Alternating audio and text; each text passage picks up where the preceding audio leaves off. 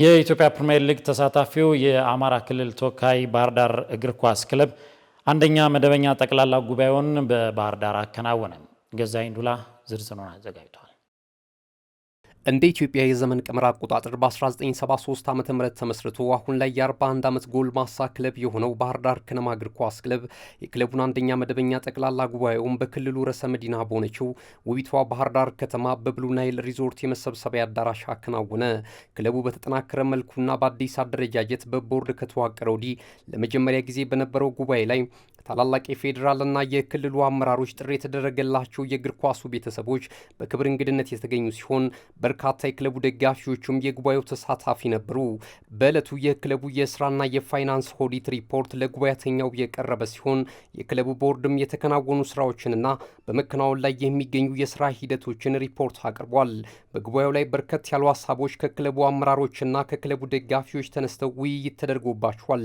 በቀጣይ ክለቡ የራሱን የገቢ ምንጭ ፈጥሮ ከመንግስት ጥገኝነት እንዲላቀቅ ሁሉም የክለቡ ወዳጅ ሊረባረብ ይገባል ሲሉ የክለቡ ፕሬዝዳንት ተናግረዋል። ይህ ክለብ ራሱን እንዲችል ከመንግስት በጀት ነፃ እንዲወጣ ማድረግ አለብን። ያው የመንግስት በጀት ችግር በገጠመው ጊዜ ሁሉ ክለቡም ችግር ስለሚገጥመው ችግሮች የማያንገላቱት ክለብ ሊሆን ከተፈለገ ራሱን በራሱ ረቨኒው ሪጀነሬት እያደረገ እንዲሄድ ገቢ እያመነጨ እንዲሄድ ማድረግ መቻል አለብን ብለን ባለፈው በከንቲባ ኮሚቴ ወስነን ቅድም አብርሃም ሲያቀርብ እንደነበረው እንቅስቃሴ ጀምረናል። ግን ይሄ በፍጥነት ቶሎ ተገንብቶ ወደ ስራ ካልተገባ አይዲያል ሆኖ ነው የሚቀረው። አሁን ፋይናንስ ሊያጥረን ይችላል። በርብርብ በህዝብ በአጠቃላይ በንግዱ ማህበረሰብ ተሳትፎ ወደ ግንባታ መገባትና ወደ ስራ ገብቶ ያ የገቢ ማስገኛ የምንለው ህንፃ ስራ ካልጀመረ ገንዘብ ካላመጣ ትርጉም አይኖረውም። የሪፖርት ግባት ብቻ ሆኖ ይቀራል ማለት ነው። ስለዚህ በየሰዓቷ ሰፊ ስራ መስራት የሚጠይቀን መሆኑን ተረድተን እዚህ ቤት ያለን ሰዎች በቀጣይ ሰፊ ስራ ይጠይቀናል ማለት ነው። ክለቡ በአሁኑ ሰዓት 17000 ካሬ ሜትር ስፋት ያለው የግንባታ ቦታ ከከተማ አስተዳደሩ የተረከበ ሲሆን የተጫዋቾች ካምፕና ሁለገብ ስፖርት ማዘውተሪያ ስፍራ ለመገንባት የሚያስችለውን ሀብት የማሰባሰብ ስራዎችን እየሰራ መሆኑን በመድረኩ ላይ ተገልጿል። ከዚህ አንጻር ጉባኤው ስኬታማ ነበር ሲሉ የክለቡ ስራ አስኪያጅ አቶ ልዑል ፍቃዱ ይናገራሉ። እንግዲህ ዛሬ በአዲስ መልኩ ቦርዱ ከተቋቋመ በኋላ የመጀመሪያ መደበኛ ጠቅላላ ጉባኤ ነው። በዚህ ጉባኤ ላይ ትልቅ ኢሹ ነው የተነሱት።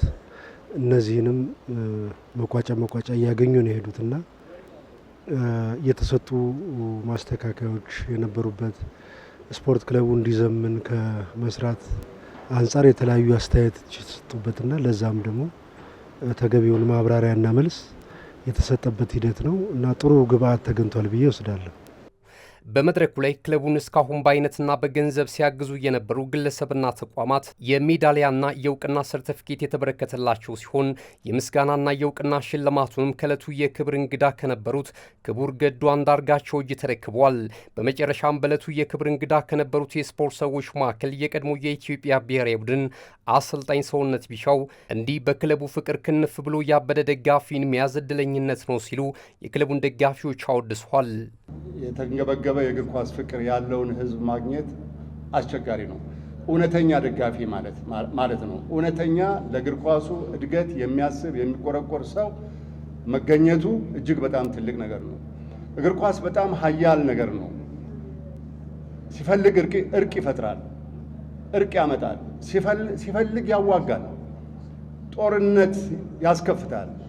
ሲፈልግ በደስታ ብዛት በንዴት ብዛት ሰው ራሱን በባንዲራ ሰቅሎ እንዲሞት ያደርጋል። ሞቷል። ከዚህ በፊት የዛሬ 9 ዓመት በናይጄሪያ የኢትዮጵያ ብሔራዊ ቡድን እኔ በነበርኩበት ሲሸነፍ በ22 ላይ በኢትዮጵያ ባንዲራ ተሰቅሎ ነው የተገኘው። እንደዚህ አይነት ስሜት የሚያመጣ ነገር ነው።